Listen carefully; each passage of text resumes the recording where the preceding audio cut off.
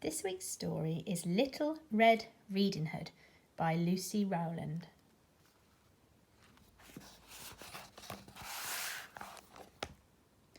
Little Red Riding Hood loved reading books. Always curled up inside crannies and nooks. She read in the bathroom. She read on the porch. She read late at night by the light of a torch. Flicking through pages, her little head bowed, dreaming up stories and laughing out loud.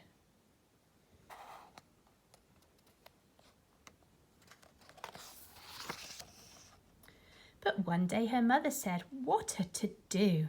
Red, this old library book's long overdue. You must take it back to the library today.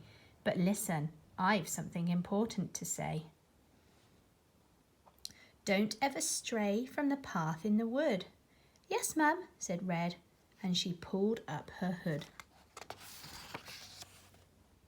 As Red skipped along, it was lovely and sunny, but suddenly Red felt a little bit funny.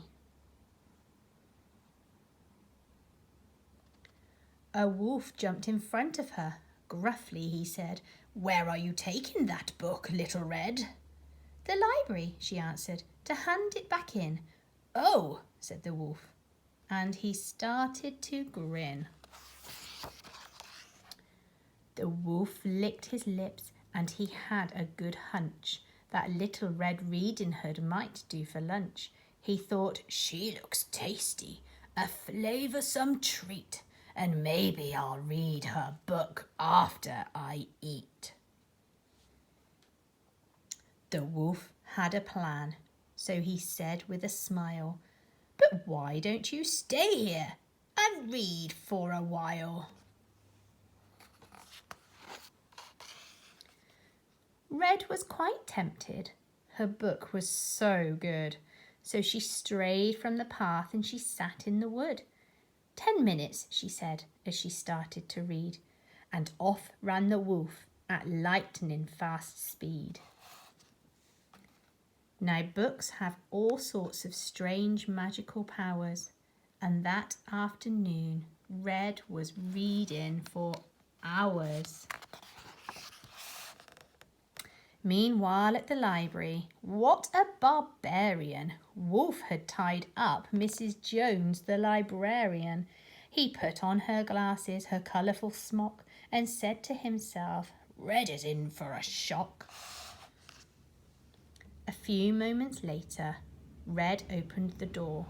"Come in," said the wolf with a wave of his paw. Little Red Riding Hood put her book down and looked at the wolf with a bit of a frown. "Are you quite well, Mrs. Jones?" she inquired. "You look a bit different today. Are you tired?" Red gasped, "What big eyes!" And then Wolf with a sneer said, "Yes, all the better for reading, my dear." Red said, "Your ears are hairy as well. And what," asked young Red, "is that terrible smell?" The wolf ripped his smock off and sprang from his seat. "Enough!" cried the wolf. "Now I'm ready to eat."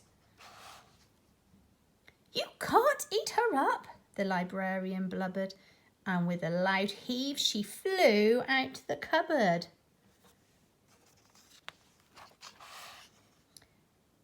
"That's such an obvious ending," she sighed. "We've heard it before. You at least could have tried.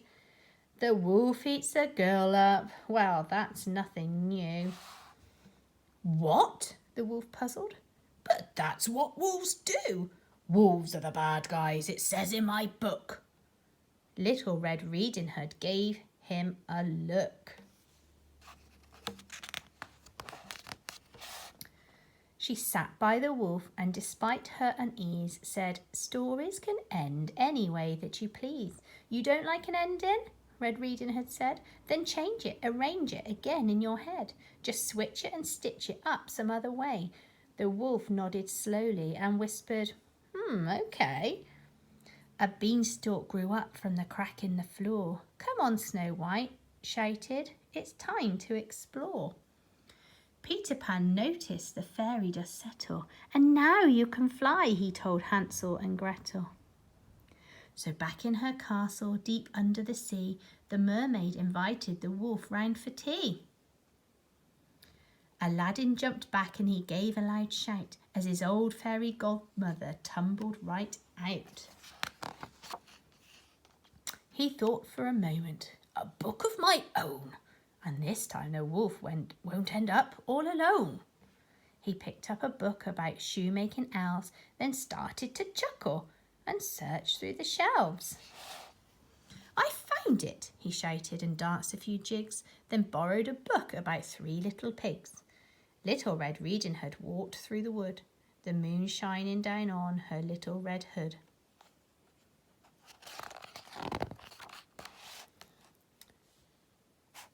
She curled up that night with a book in her hands and dreamt of huge dragons and magical lands. For whilst leaving footpaths should never be done, straying from stories is all sorts of fun.